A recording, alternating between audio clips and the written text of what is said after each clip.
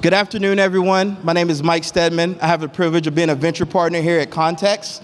I have also the opportunity to facilitate our next panel, from traction to scale, how military VCs make investment decisions. We've got a breadth of knowledge here today with us, so make sure you've got your pen and paper out. I even brought my moleskin up. What I'm going to do now is I'm going to have each of our panelists go ahead and introduce themselves, tell a little bit about their personal background and their fund's investment thesis. So, Matt. Hi, Matt Bigge. I'm a partner at Crosslink Capital. We're an early stage venture firm based in Menlo Park. We invest throughout the United States. Broad IT thesis. I spend my time primarily on cybersecurity and national security. I got out of the Army in 1996. I was a light infantry officer, mostly in the 10th Mountain Division, and I was very, very pleased that I was fortunate enough to have a bunch of NCOs that kept me from getting lost in the woods.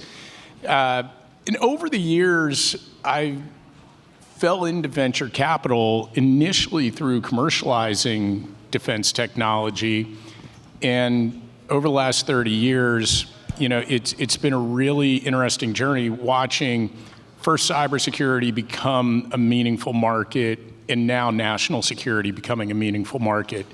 So it's a pretty big part of what we do at Crosslink. We typically invest anywhere from inception to Series A as our entry point, and look forward to the panel and meeting more of y'all later.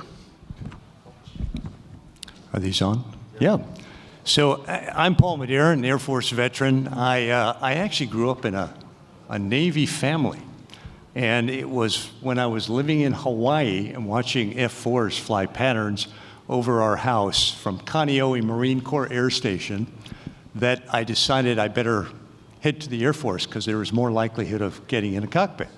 So went to the Air Force, 10 years of active duty, spent several years on Wall Street, and then we ended up starting Meritech 27 years ago.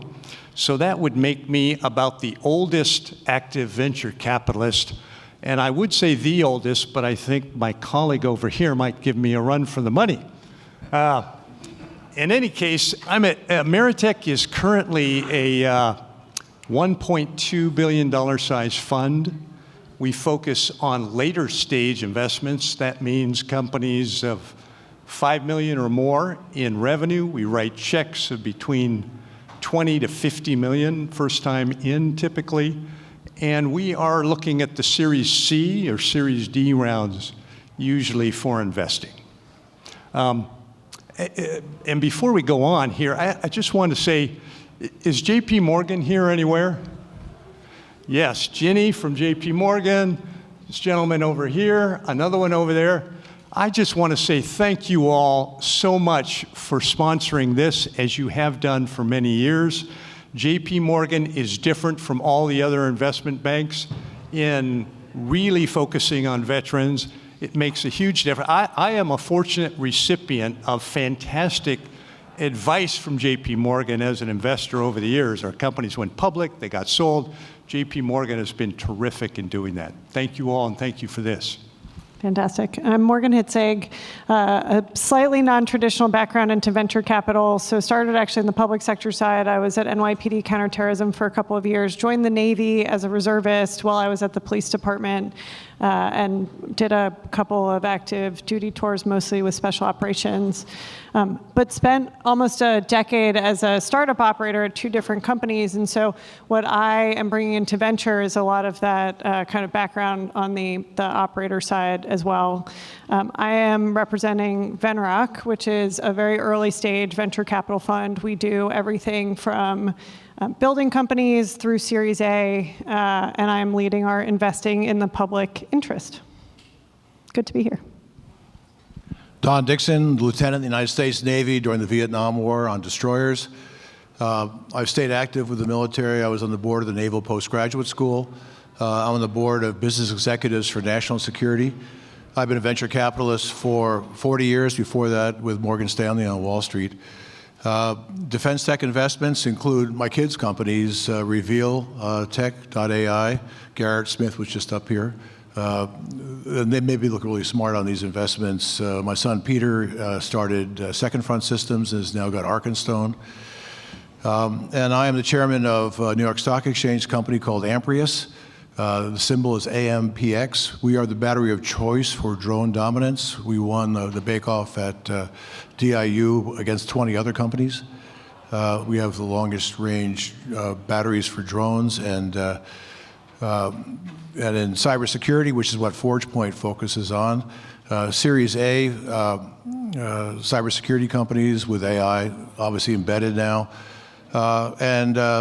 People talk about Taiwan 2027.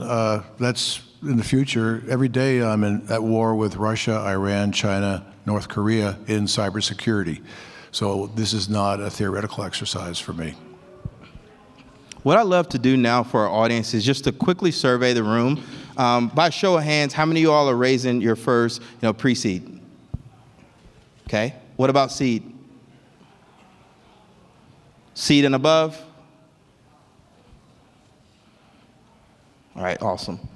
One of the things that was important for all the panelists during our prep call was to really set up a tone of positivity, because I know sometimes you can come to these events and it's just like there's all these landmines out there and whatnot. But this is a celebration of veteran entrepreneurship, and so I would love for Matt, you to kind of start off as like, what excites you about the ecosystem today? It's such an amazing time to be a founder focused on national security, and I would say particularly a veteran founder. I spent a lot of years on the board of directors of the Honor Foundation and helping special operators in their transition. And one of the big things I took away was the most transferable skill you take from the military is the ability to set and achieve objectives in a team-based setting at an elite level. Turns out, doing that in a chaotic environment is a perfect pattern match for creating and building a company that can become a company of consequence in an area that's truly in our national interests. And I think the economic circumstances and the global geopolitical circumstances we find ourselves in today have created the most rich entrepreneurial environment for national security, arguably since the beginning of World War II. Paul? Yeah, it's a fascinating contrast from as short as 10 years ago. I mean, we would never have a conference like this, for one thing. It would be terribly cold and difficult to raise money, and very few investors are interested in defense tech, and there didn't appear anywhere for that to go. That has changed completely. If anything, I think we actually benefit right now from a little bit of over-optimism and a little bit of naivete. And you should take full advantage of it, because there are a lot of young investors at different venture capital firms who look at the defense budget and they see $900 billion going to $1.5 trillion, and they say, I need to put some money into that sector. And so they are looking, and they don't know how to evaluate you. That's to your advantage. And there is a lot of money that will flow out over the next couple of years. Now, we haven't had a lot of liquidity yet, so that's why the timing is important to do it sooner rather than later. Hopefully we'll get that liquidity, it'll sort of recharge the whole system, but there is still a lot of very active interest. Just a personal story, the latest investment I made was in a company down in Southern California. Company is called Build Ops, and you may not have heard of it, somebody has.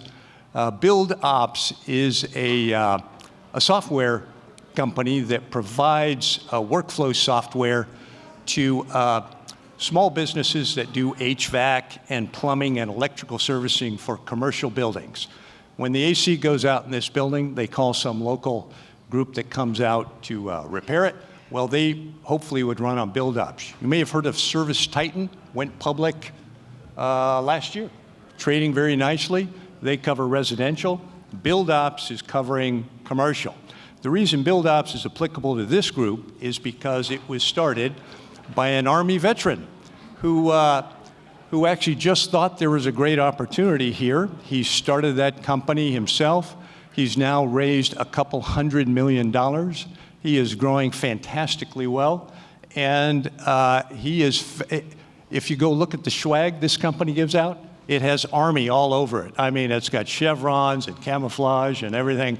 It's pervasive, and it's not really defense tech. It's just an Army guy who is resonating with his customer base and doing really well. One of the things that I learned very early in venture is that venture is an inherently optimistic business. I think it's optimistic, but I also think the way, like my variation on that theme is much more oriented on the realm of the possible. There's just so much possibility that lays before everyone in this room, especially those who put themselves in the arena and are going out and raising money. I think a couple of things that are really unique about this moment in time, I think you're totally right that probably 1 to 2 years ago, there were a lot of people who had no clue how to evaluate these businesses. I think people are getting smarter. Like the questions from investors that are doing follow-on rounds, I think are starting to get better. They're hiring folks from this community. I think it's a really good time if you're in defense and interested in joining venture capital. I think there's more opportunity now than there has been, and the folks who joined me on this panel probably know that better than I do. I also think, one of the things, the question was around what are you most optimistic about? There are a lot of different types of companies that could not previously have been venture backable businesses. A Navy friend started this company called Vulcan Elements, which is now very much a venture capital backable business. But when he started it, it was a critical minerals company doing rare earth magnets and was sort of laughed out of the room. That's now venture backable, and I think for large reason is because we've gotten an industrial-based policy that is now aligning with the capital markets in a really unique and interesting way. So very excited about that. So Mike, I've forgotten the question, but I'll answer the one I want to answer anyway. So hardware platforms in my career have gone from mainframe to mini computer to client server to cloud SaaS, and now Gen AI agentic. I think right now the real opportunity that's presenting to each one of you is the shift from, unfortunately the Pentagon is still back in mainframe with COBOL software applications, and they need to get to agentic pretty quickly.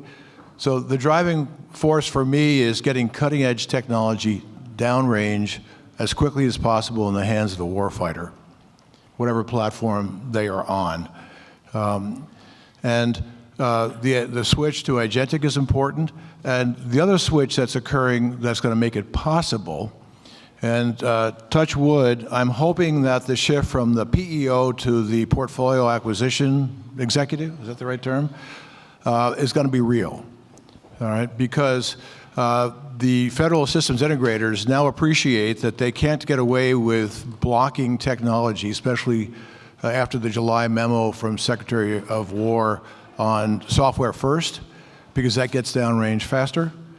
That's a huge shift that's going on, and they know that they're in trouble, whether it's SAIC or Booz Allen, whoever. They know they're in trouble right now because they have people who don't understand how to build software products, just fundamentally don't understand. And also, they have no sense of urgency. And it's not their fault, but if you have 45 days to respond to an RFP, no problem. I'll get it done in 45 days. And they will take 45 days. All right? So those of you who have a sense of urgency to get stuff downrange fast into the hands of the warfighter, this is the time to do it. And you can take services companies and create them, turn them into agentic product companies. I can talk about how to do that, but this is now disruptive in two different ways: how you make these products and services and how they are being purchased by the customer. One of the benefits of being part of this ecosystem is having access to so many, successful founders that have been able to raise their pre-seed, their seed, and Series A. And being a venture partner, I'm able to talk to a lot of them. And one of my questions has been recently, hey, what has been the biggest unlock for you in raising capital? And by and large, all of them said the ability to tell their story. I want to talk about how important storytelling is for the founders out here that are actively raising. Don, I would love to start with you. You said you've been around for 40 years. How important is storytelling? As I am receiving a pitch, and by the way, I think in terms of bullet points, I don't think in terms of paragraphs or sentences with punctuation. As I'm receiving a pitch, I'm trying to think through 5 different things at the same time. What is the market? How big is it, and how fast is it growing? Number one. Number two, how unique is the product or service? Number 3, how good is the management team? And typically I'm looking at technical co-founders, and is it their first time or second time or third time, whatever. The 4th one is, what is the business model?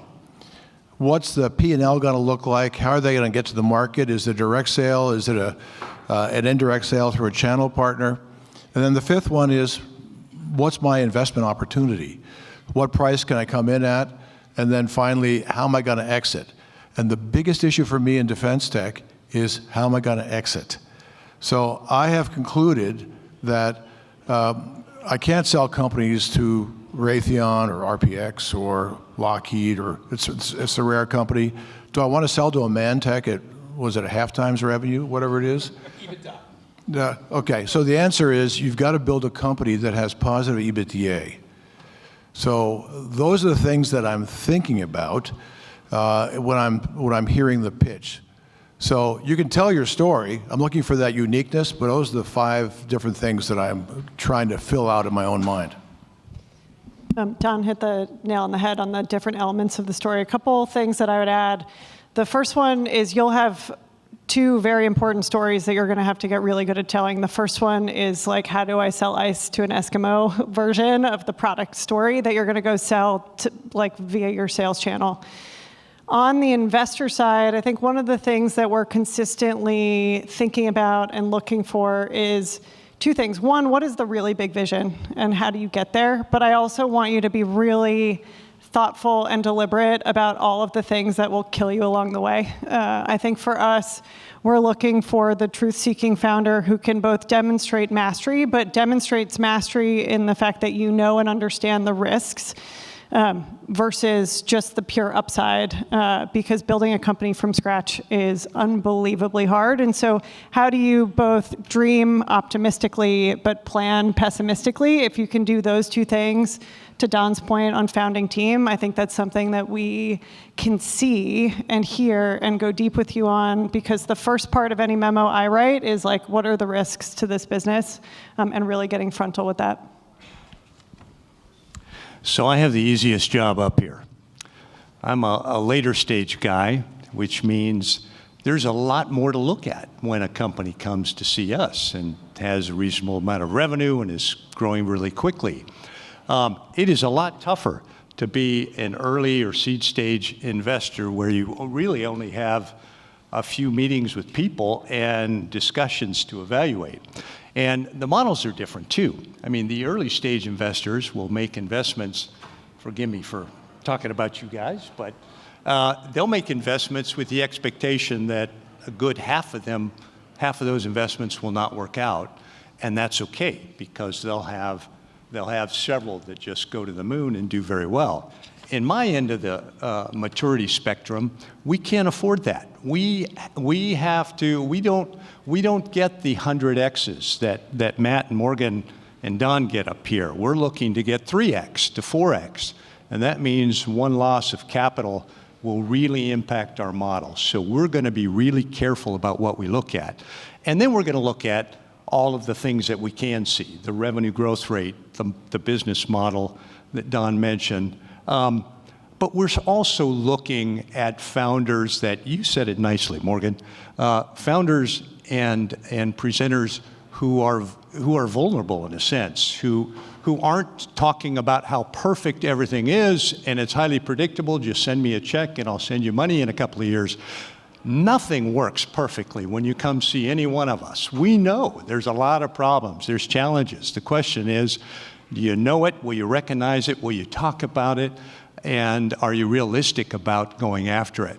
You know, a couple other things we look at also is that, you know, there's a few stages of development, and the teams typically change over time. Your head of sales that can get you to 3 or 4 million in sales may not be the right person to run a $100 million company. And as we look at these companies, they're coming up on some of those issues. And we're looking to see, is the management going to be, is it going to be thoughtful and bold enough to make changes when it has to happen? Are they thinking ahead to the next step? Are they thinking about how they expand their marketplace from the niche entry place they have it to expanding beyond. Can I add one thing on that very quickly? On the early stage point for founders, you're going to get asked for like a 3 to 5 year financial model. I've been asked about this twice already today, so I figured I'd say it. That financial model, it kind of matters, but what really matters to me is how you articulate it. What is it that you're building in as your core assumptions? We don't necessarily expect you to hit it, Matt. You're going to have thoughts on this too. Like, it's, you know, there's a lot there that is not grounded in reality, but it's still a really important exercise because that's the backbone of how you're going to go run your business, and that's one of the core assets that I then have to help you get there. Yeah, great segue in that, you know, whatever your plan says is always specifically wrong and hopefully directionally accurate. But 2 things I'd add. One is that story, you need to be elite at selling 3 things. You got to be able to sell your product, because if you can't sell it, you can never train someone else to sell it. You have to be elite at selling your vision, because that's how you're going to attract and retain the people who build and sell your product.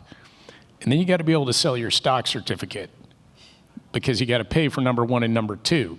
And if you're no good at selling your stock certificate, Paul's never going to give you his money. And that means my money is impaired. But, you know, to Don's earlier point, you know, the last company I was a CEO of was a small defense contractor. And we grew rapidly and we did very, very well. However, we never even tried to raise venture capital, because 18 years ago, you couldn't do that in this market. So we had to optimize for EBITDA, and we sold it for 6 times EBITDA, and I probably made more money on dividends to myself than I did on the equity. But now that's changed, and you have this generational opportunity to build companies of consequence. You look at Karman Aerospace trading at 24 times revenue. You know, I was the first investor in a company called Crossbow Systems that made solid-state rocket motors. And, you know, as a company goes 0 to hundreds of millions of dollars in revenue in the same time that historically it would take to build that kind of revenue base in software. So it's just an exciting time, and having that story will help propel you, but be able to sell those 3 things. The title of this panel is From Traction to Scale. So I want to jump into traction because, you know, there's a lot of false positives out there, you know, grants, design partnerships, all these different things. But for each of you and your lens, what does traction truly mean? And particularly, you know, we do have a couple defense tech startups, you know, obviously the SBIRs and whatnot. But, you know, how do you perceive that when you're making your investment decisions?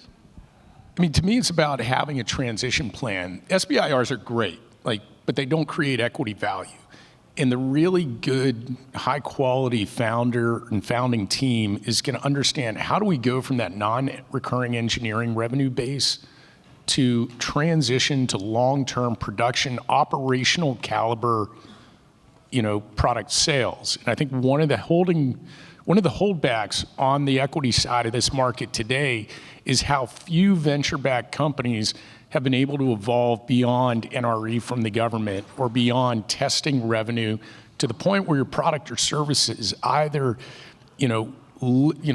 being physically used by the warfighter downrange or being used in the enterprise that supports that warfighter. What about you, Paul? This is a real tough thing for us in the later stage right now, because so much of that early revenue is NRE or is grants and SBIRs and so forth. And for us to pay up, and by the way, we're happy to pay up. We do pay up, and we pay up for companies that are showing the right kind of growth and the other characteristics that we like to see. But a lot of defense tech companies are still working on making that jump from those initial research dollars and so forth, which some early stage investors are happy to fund. To get to late stage, you've got to show some predictable, continual revenue coming from some deployment case. Is your software really being used for planning in the command post? Is it being used to reduce fuel usage, as some companies are, and so forth. And is it deployed? And then we have to figure out how to talk to customers. That's another really difficult thing for us to do. And as defense tech types, by the way, you have to tell a story that is more comprehensive and more educational than what your peers in the commercial world do. Because we investors will go out and find all your customers and talk to them and confirm and understand the size of the market and be able to do all those things, which we can't do in the defense world. Nobody will talk to us. And so you're the channel. So your portrayal of the story in the late stage world should show that great traction with operational use case. But as I mentioned in the earlier panel, you've also got to be the educator. None of us are experts like you are, and it really helps us to understand a lot of the dynamics around the business you're working in, what makes it work, what are the challenges, and so forth. So you're going to get to tell that story over and over and over again, and you have to smile every time you do it. The last defense tech investment I made, and this is just a slight counterpoint to one thing you just shared, Paul.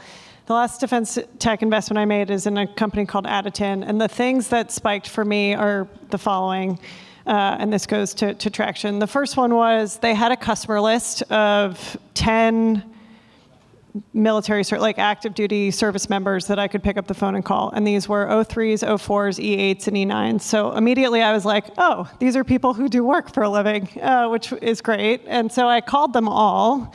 And the feedback was overwhelmingly positive. And I got some nuggets out of those conversations, including from one Army major who said, I am trading a JSET in order to buy this product with operations and maintenance funds. Now, you can't build a venture scale business on O&M dollars alone from SF groups, but it's a really good indicator on how powerful that product was for a particular group of people, because as many of you who are veterans in this room know, that those dollars are the hardest to come by because you're actually up against something that's really fun, probably. So that was number one. Number two was they had a Navy basic ordering agreement already in place. So they had a Navy BOA, they had a contracting vehicle. They hadn't really put anything on it yet, but they had a pathway, and they were DISA certified. So they had crossed these major milestones that if you don't know what you're looking at, you're like, why do I care? But if you really know how hard it is to sell into the department, you can say, holy crap, they've actually gone and knocked down some of these really challenging things to do. And so for me, that was the critical traction piece of it's not necessarily dollars and cents, but how do you knock down the blockers really early to be able to sell into some of these organizations? Okay, so when to scale, how to scale is the question. So Wildcat Venture Partners has done a great infographic on their website that articulates a visual diagram of the traction gap. All right, the traction gap is, okay, when do I step on the gas? What do I need to step on the gas? All right, so it talks about, first you have a concept. And oh, by the way, I always am looking for the founders to have real knowledge of what is the problem that their customer base is trying to solve and needs to solve that can create a big market. So for example, my son Andrew is over here. He and his co-founder Garrett Smith at Reveal Tech, as combat infantrymen, they knew the product and the opportunity of building a software platform for the combat infantrymen. They happen to start with maps.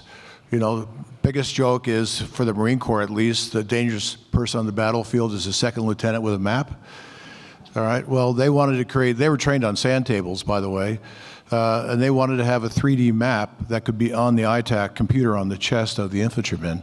But that just gave them a toehold on that computer, where they then started to add additional modules of intelligence and other things that are necessary for that individual to operate what we now call the edge, but remotely with a full set of intelligence. All right, so But I don't know how many of you graduated from college with the major that you thought you were going to have when you started as a freshman. All right, we look at these Series A companies where they have $1.2 million of revenue, and there's probably going to be a pivot of some kind. And that's like changing your major in college. But if you have the expertise as the co-founder of this company to know the problem you're trying to solve, and there's a big market there. So the stages at Wildcat Ventures, you'll see the concept, and then you have a prototype, and then you're trying that out with some design partners, some customers you think might be good to try to sell to and get them to buy in to help you focus this. And then you have your first product, your minimally viable product, your MVP, and then you have a repeatable product. So that MVP to repeatable product is when you step on the gas in terms of the sales force and channel partners. Because if you start Salesforce too early, they have to make commissions, and they will sell what you don't have. All right, then you got a problem because the software is buggy, and you ramp this up, and now you're just fighting fires all day long because it doesn't work. And then, obviously, when you've got traction, then you have a lot more opportunities to get to profitability. So, infographic, traction gap, Wildcat Venture Partners really defines what you as the entrepreneur need to do, but make sure that you actually understand the customer's mindset before you try to pretend that you can build a unique company. If I could jump in here, one other reference thing, website that you may consider, you early founders, is nfx.com. Write that down and go see it. nfx.com was started by one of the co-founders of Trulia, the real estate company. It's not a military thing, but he has a wonderful collection of presentation styles and graphs and other data that you as founders and entrepreneurs will find really interesting as you work to put together your story. And one other piece of suggestion, even when you're doing your pre-seed, the level of professionalism in your graphics and in your material is sky high. If you come in with something that you pounded out in PowerPoint last night, you're going to leave a not very good impression. This is worth investing in and paying graphic artists to help you, or using a lot of ChatGPT, but make it professional. So just to add a little context, Bruce Cleveland wrote a book called Traversing the Traction Gap, where he talks about kind of like category design. For those of you that know me, I'm big on category. Check out that book. It has that infographic that he referenced. And if you're part of the MilVet Slack channel, I'll be sure to pass that along in there as well. Now, I want to follow up on something Don said, the handoff on sales. So obviously we have a lot of military veterans in the room. One thing I notice more often than not is a lot of vets are terrified of sales, right? We naturally gravitate towards operations, unless somebody's like a second-time founder, they got punched in the face a little bit, and they realize like, hey, business fail for primarily two reasons. Number one, no market need, and number two, which means no one's buying what you're selling, and number two, they run out of cash. That handoff or traction, typically, that 1 to 2 million, right? Like, how, in your experience, how long have you seen the founders lead into that founder-led sales before they start the handoff to account executives, BD, et cetera? All right. I mean, number one, I'd say you've all sold way more than you think you have. Who's done, a react to contract battle drill? You say, follow me, and you somehow convinced a bunch of people to follow you toward folks who are shooting at you. Like, if that isn't sales, I don't know what is. Come on. But if you're 1 degree off at, say, 50 meters, you take a step left or right, and you're on target.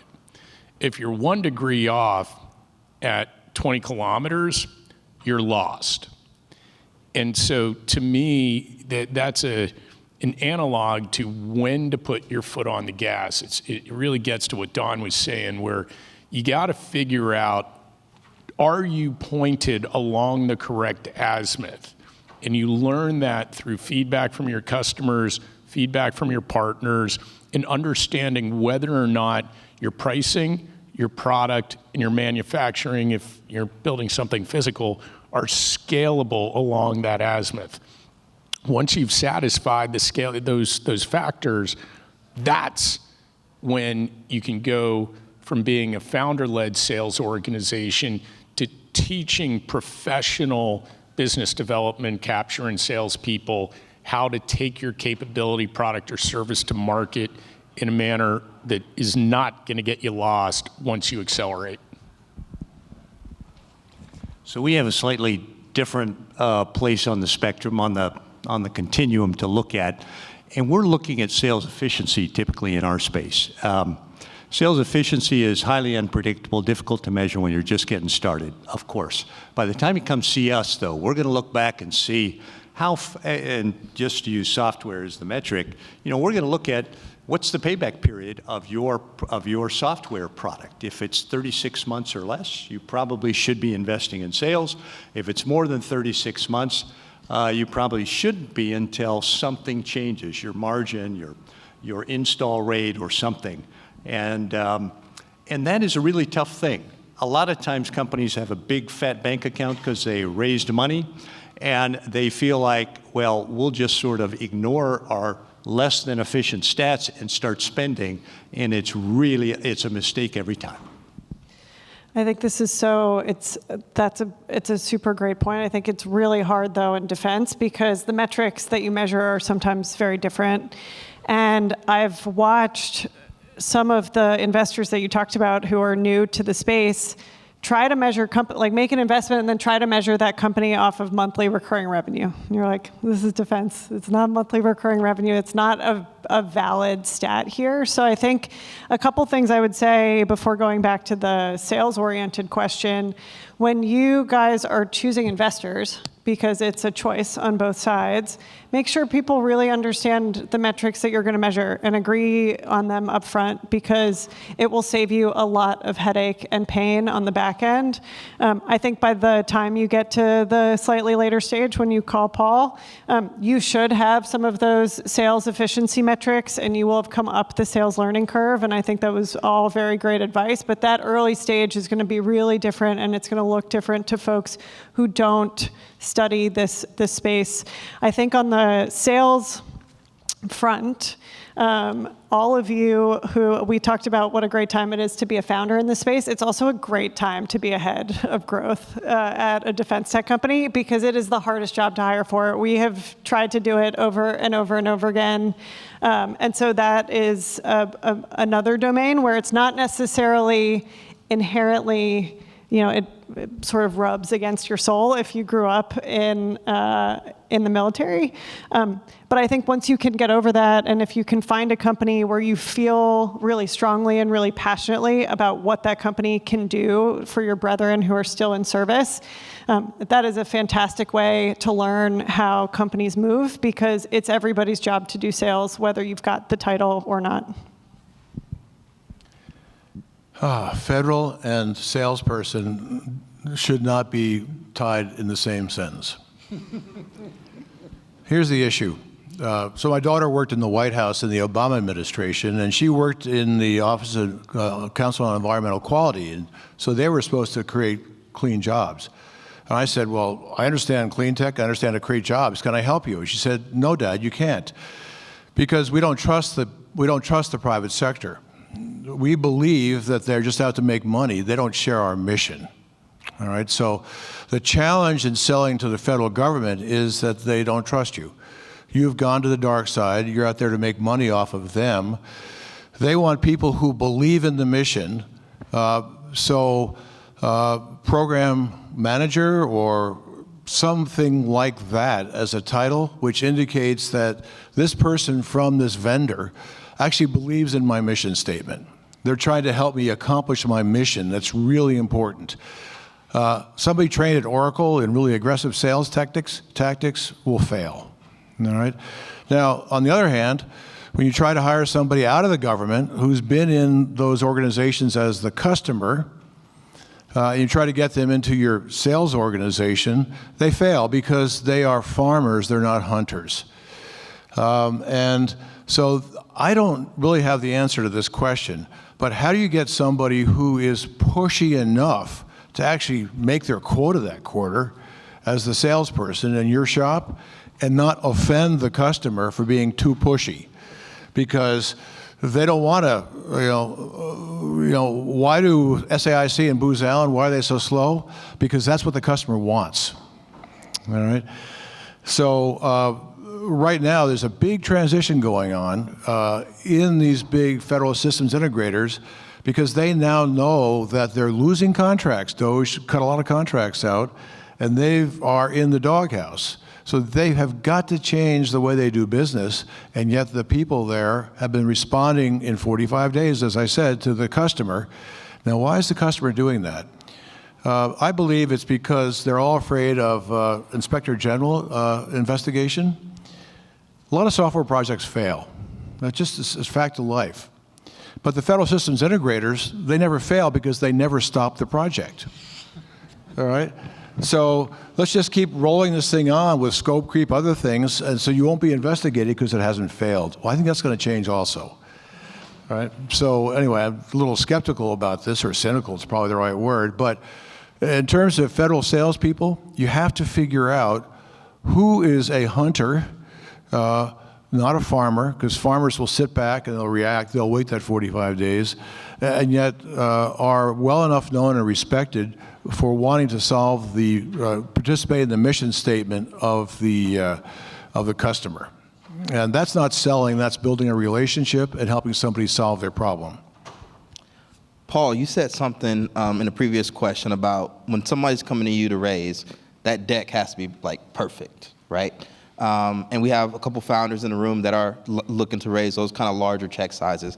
I would love you to share, you and Don both, to kind of share some more insight in terms of what does fundraising readiness like mean to you? And how do you know they're ready for this later stage investment? Well, in our case, we're typically looking at companies that are growing 50% plus year over year, and they're bigger too, so they're growing at scale. They have the business model that's visible. They have an incredibly ambitious leader. This leader doesn't want to take our money and sell a year later if they get a small uptick in price.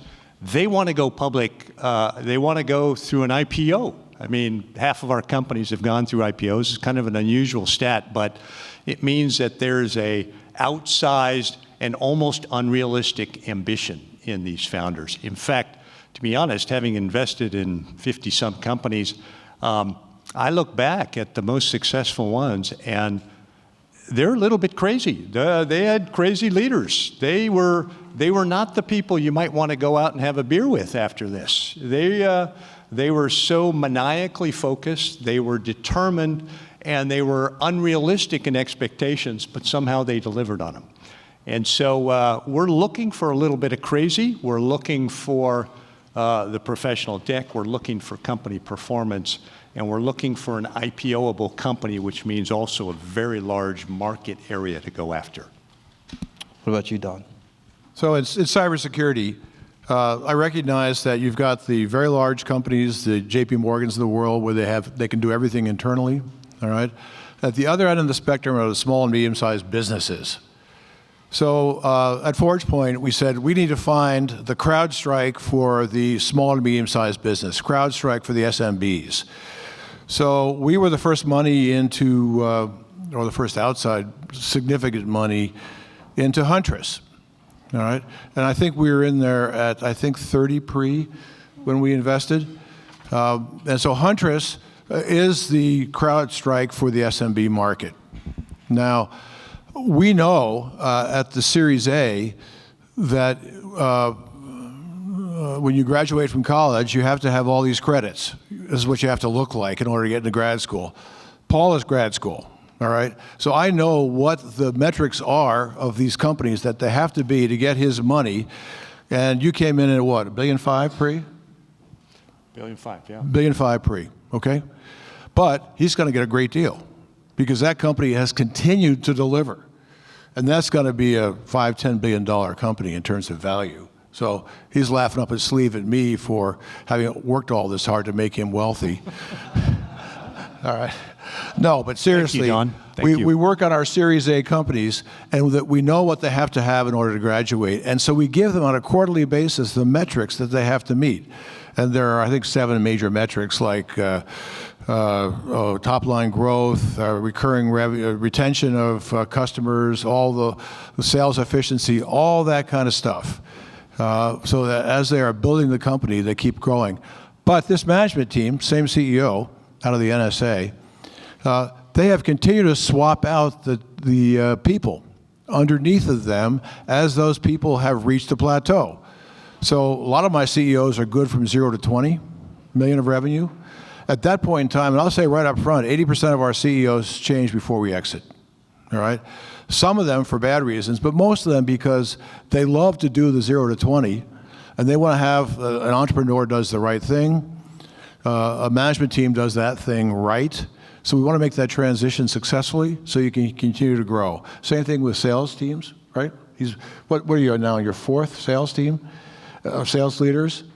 Actually, I don't know. It's the fourth or fifth, or whatever it is. But because at each level, they needed somebody who could see from 0 to 20, 20 to 50, 50 to 100, 100. I guess we're now 200 plus of revenue, because those are different organizations, and it's like being a rifle team leader, a squad leader, a platoon leader, a company leader. This is what the organizations look like as you scale, and you need different skill sets. Some people make it all the way, most don't.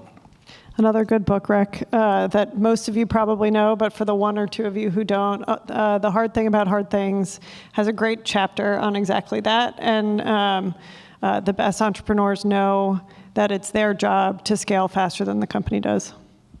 But you're just hitting the PowerPoint thing directly. Like, if you show up with dirty clothes and smelling, that's the equivalent of having a shitty presentation, all right? Did you invest in Palantir? Put your best foot forward when you're asking for money. And, if you drop $5,000 or 10 grand on a professional presentation in order to raise 5 to 10 million, that seems like a reasonable ROI. I got one more question, then I'm going to open up the floor to the audience. This is for you, Morgan and Matt. Obviously, within defense tech, there's a lot of excitement, but there's also a lot of risk. How should founders be thinking about, valuations so that they don't, set themselves up for failure later? You want to go first? Sure. So I hate zombie companies. The guidance we typically give is the post-money valuation of your financing should be a number that you can rationally grow to and through within about 18 months.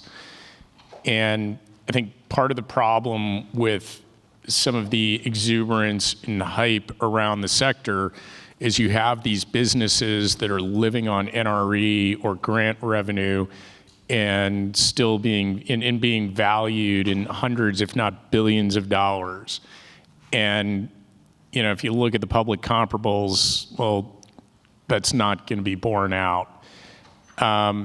So I would just encourage people to be thoughtful and raise money at a fair valuation. And that's not being overly self-serving to me, as an early stage investor. It's more about really whether or not you're ever going to have the opportunity to hopefully be that pathologically awesome founder who creates a generational public company.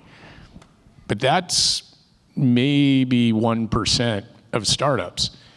And if you raise capital at a valuation that's irrationally higher than where you are or where you will ever be, you are forfeiting the right to ever sell that business. And I have a portfolio company right now. I was a founding investor in the business. They're doing $150 million a year. They're profitable and cash flow positive. And they can't trade because they turned down a $600 million offer when that was 20 times revenue 8 years ago, and instead raised $150 million at 20 times revenue. And the way the market dynamic shaped out, that market, companies in the public markets trade for 2 to 3 times revenue. So until the growth investors who did that investment, until they capitulate and either lose money or wait for the metrics to catch up, it's a zombie. And the founders are pretty bummed that they're worth a lot on paper, but that doesn't really work out so well when trying to buy a house. A couple things I would add. The first one is venture capital is very expensive. So for a lot of people, like maybe you want to raise 1 or 2 rounds and not get to Paul, or you want to go, or you've got the kind of business which should be continuously raising venture capital. So I think on the question of super high valuations, there are a couple things going on here. One, don't forget that. Like, it's very easy to forget when you have a whole bunch of term sheets from a whole bunch of folks at very high valuations. There's sort of like a little ego play there, which could be great, and that may be exactly what you're optimizing for. But it's also very expensive. And so I'm increasingly seeing, because we're in the early stage, I've had 2 companies in the last 2 months come to me and say, we're only willing to dilute 10%. We think we need 10 million. We're valued at $100 million. This is like 2 people and a pitch deck. And one of the things that's really challenging about that is a couple-fold. One, this is a game of incentives, and so the incentives really matter. For me, owning 10% of a business at $100 million post when you haven't actually proven anything yet is really hard. Like, that's a hard thing to stomach. And so to the question on high valuation, and to Matt's point on can you grow into that, you now have to meet that $100 million in 18 months, and you're bumping up something that's really important in defense, which is this time duration mismatch. It takes a long time to get to contract, and particularly contracts that are scaled enough where you can live up to $100 million. So I think there's a lot going on that you as the founder just think about what are your trade-offs and whether or not that super expensive equity gives you one of 2 things. One, do you want to go live up to that number and do it in the next 18 months? Do you have the right team, the right problem set? Do you know who your transition partner is? But on the other side, like, is venture capital right for you? And just continuously make that kind of trade-off and evaluation. So you're not investing in AI? That's a good point, Don. There, touche. Okay, so when I invest with the exit in mind, trying to think through, because 95% of companies are sold, they're not taken public. So to whom will you sell this company, and what are they likely to pay? And what are your revenues and your margins and profits likely to be at that time in the future when you're going to sell it, okay? So that's what I do. And there are 3 different kinds of funds. Seed funds, typically kind of 5 to 50 million of money under management, and they'll do like $500,000 to $1 million, and they will execute a spray and pray strategy. They'll do 30, 40 companies, and they'll just see who succeeds without any of their intervention. So they'll have no expectations for help from a seed investor. It's rare. I think Context is probably a rare seed investor, but don't expect anything. But when they see a company survive and grow despite their lack of help, then they will claim credit for that, and then they'll take it to the Series A investors and say, well, listen, don't crowd me out here. I want to put more money in at your Series A valuation. And as you go through so then the next level are Series A people. That's me early, all right? So I'm typically doing somewhere upfront, kind of 5 to 15. But our fund is big enough so that over the life of the investment, we will continue to maintain our pro rata ownership. So we'll end up at the end of the day with kind of 3 to 5 times our money. The first round may have gotten a 10x, and the last round may have gotten a 3x, and overall we get a 5x. And then growth equity, they're often the last money in before an IPO or a sale, and Paul is doing 50 million or 100 million because when you look at the math, he's getting a small multiple on that, but he's putting a lot of money to work. So the general partner carry on that deal is quite attractive, all right? So think through what the exit is now. In cybersecurity software, broadly speaking, consulting companies like incident response or other kinds of consulting companies, if it's just project management, those consulting companies will have typically a 50% or less gross margin, and they will be growing at 15 to 30% if you're lucky, but say 15%. Those are worth in a range of 2 to 4 times revenues. all right? The next layer is managed services, where you're actually selling a platform service to the customer on a recurring revenue basis, and that's going to be 4 to 6 times revenues, and you're going to see a gross margin there of 50 to 60%. And then a pure product company, where you're seeing a gross margin of 70 to 80%, is going to be worth kind of 6 to 10 times revenues. You know, during COVID, it was worth 30 times revenues, but no longer. It's come way down. And SaaS software in the last couple weeks has come down dramatically because it's all being challenged by agentic, Gen AI type agentic solutions, where you can just give a prompt and it'll come up with the answer. You don't need to have your own software. So I've challenged our internal people to say, okay, take all your one-pagers, the initial meetings with the companies, then take all your 10-pagers where you kind of thresh things out, and then take your final memos and your due diligence, put that all into Claude Plus, or put it into Gemini, and come back and tell me whether we made the right decisions or not. And at each stage, would we have made the same decision based upon all that these trillions of records will predict? Don't have the answer for that yet, but I think we're going to be disappointed that we didn't use it up front. So in terms of valuations, do not fall into the trap of, and I see this, I raised $2.5 million at 25 post, so I gave up 10%. And then I raised 15 million at 150 post. Meanwhile, they haven't done any revenues. So they get confused with that for subsequent valuations and markers as a means of defining success. And there is a bro culture out there that thinks this is the way to go. But at the end of the day, when you think about the ultimate exit, you're going to have to actually deliver on the real numbers. Don also highlighted something really important, which is what we're all measured by, which is multiple uninvested capital. And so back to the incentives point, I think it's really important as you're doing the math on your side to also understand the math for the person who's sitting across the table from you. One other thing to add, and if this hasn't been beat into your heads already by all the popular press, if you're doing anything in software whatsoever, you've got to understand what AI is doing in your space and how it can be used, both internally as well as externally. It is the first question you will get from every investor going forward now, if you're doing anything with software or even fintech or whatever. I'm going to go ahead and open the floor for questions. Is there anybody in our audience that has a question?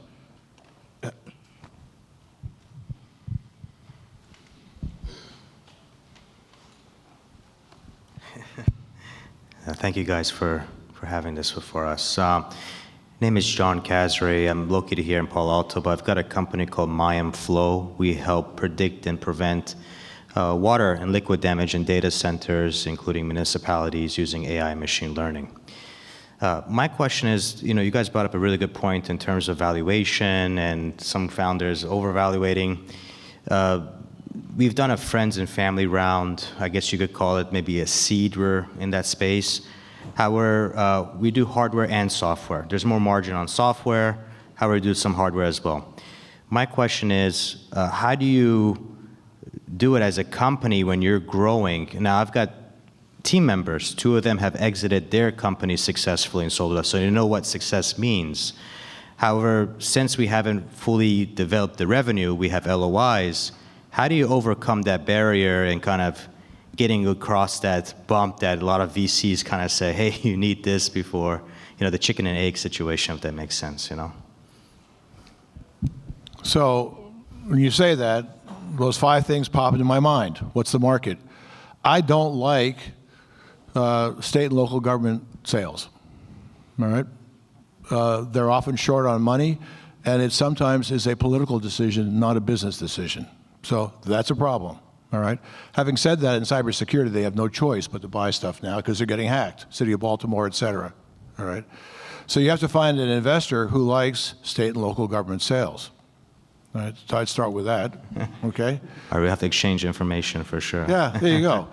But in terms of, so they understand the contracting process and the contracting cycle. And then you have to look at comparable companies that do that. Yeah, I mean, look at the exit multiples of similar businesses. So like Moen bought Flow a few years ago, and that was a residential business, but that was a company that traded at about 8 times revenue. And I think that's a rational comp. You guys probably get a little higher bump because you have an enterprise buyer. Boom. We just got gonged.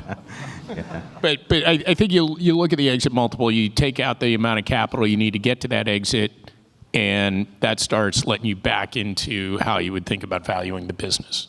I think we have time for one more. Well, but here's my best idea. You want my best idea? Here's my best idea right now for you guys, okay?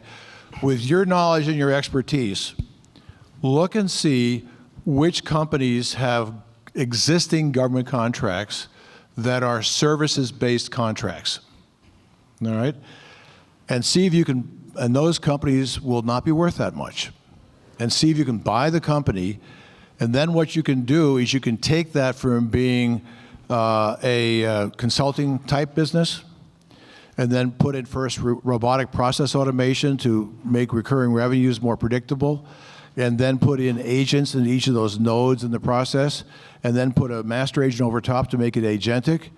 And you can get, and I've done this in consulting businesses already successfully, 2 or 3 of them, where I can get the gross margins from being 45% up to 70, 80%. So you're taking it from a low multiple of revenues to a high multiple of EBITDA. And that's what I would do, because this whole sea change right now going on the FAR is really an important disruptive change. Last question. Yes, thank you. Dylan Bodkin, founder of Thucydides Aerospace. We make agentic loiter munitions. I wanted to ask Morgan if you could elaborate and explain more about what you meant by a truth-seeking founder, what that is, what it looks like to you, and why is it important? Yeah, I'll start, and I'm sure everybody has a different perspective on it. I think the point was really focused on knowing the things that are not going to go right. So truth-seeking to me is like, did you study the graveyard? It's a little hard in your case because you've got attritable loitering munitions, which we don't have a lot of company comps on.